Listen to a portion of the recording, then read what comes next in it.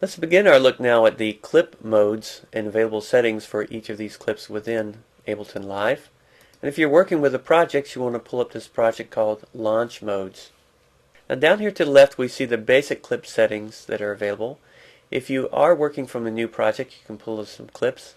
And then to get access to this visibly, simply either double click on a clip or toggle your view over here from the track settings to the clip parameters. Now you can see here that we have 4 clips in an audio track and another clip that is MIDI over in another track.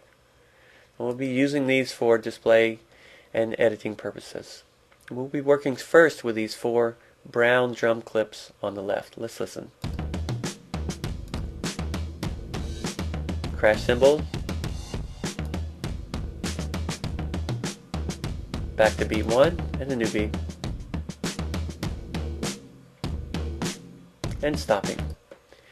Now you can see I've got beat 001 twice, so I'm going to change that name so that I can have a difference between the 2 clips. Beat 1A, come down to the next one, click on the field, beat 1B. Now as you might know, we can do the Command R rename and do it here also. Let's do beat 2. Selecting this one, Command R for rename, and beat 3, and enter. Now notice that's reflected down here in the clip information. Below that we have a clip color assignment. I'm going to leave my 2 beat 1s the same color and choose beat 2 and beat 3 and give them a different color. Now notice that this no longer gives me the name of either clip, but it simply says you're changing something that relates to 2 clips at the same time. And I'm going to choose a lighter shade of brown. You can scroll up and down to find any color you want and then select it. So now you can see my main beat has one color and the other ones have still a brown color but a slightly different one. I'm using the naming and the coloring to help me see and organize my clips. So I've kept all of my drum beats here in a brown color. Now let's listen to what we have.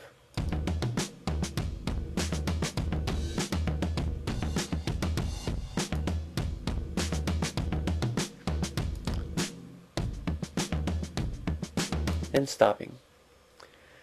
Okay, so you can hear quickly that we have some variation here and some basic beats here. Now notice also next after the color we have the ability to change the time signature. Now this only relates to how these markers are placed within the beat. It does not change the beat so it sounds like it's in 4/4 or 3/4 or 2/4. It just changes the markers. So here's the same beat. 2, 3, 4, 1, 2, 3, 4. So you can see here that even though it tried to tell us we were on measure 2, we're still hearing that as beat 4. Let's put it back to normal. Here we have our groove mode, which relates to the response to the overall groove or swing setting here. So I'm going to put this in swing 8th notes, and let's add some groove.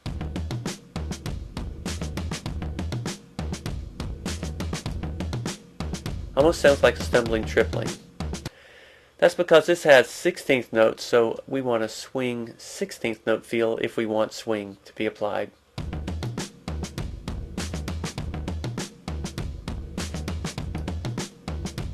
That feels much better because now the swing setting of 16th note matches the subdivisions within the beat.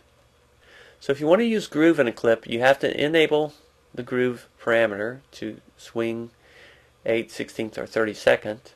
And then if you don't want it to have groove, you can put it in straight, and no matter how I change this, there's no groove. Now additionally we have one more parameter here that's kind of hidden. That's the enable or disable the clip button. So if you've changed some things in here and you're wondering, I'm not sure I like that clip, you can temporarily disable it without losing any of your settings, including these additional categories we'll look at later. So this allows you to temporarily turn off a clip or turn it back on without losing anything. Very helpful sometimes.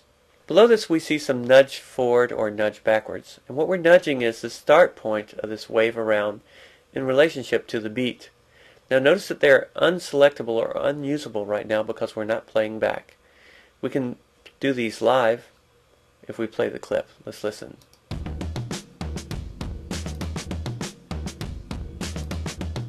Let's turn on the metronome and listen again.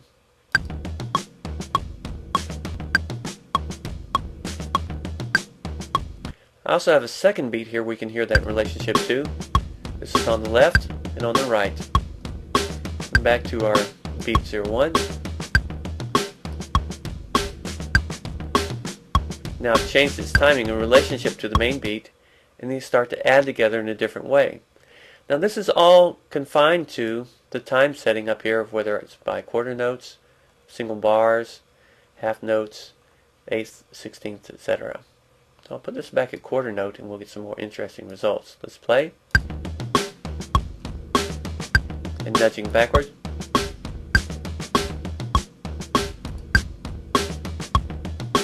Now they create a new added rhythm together by nudging this around.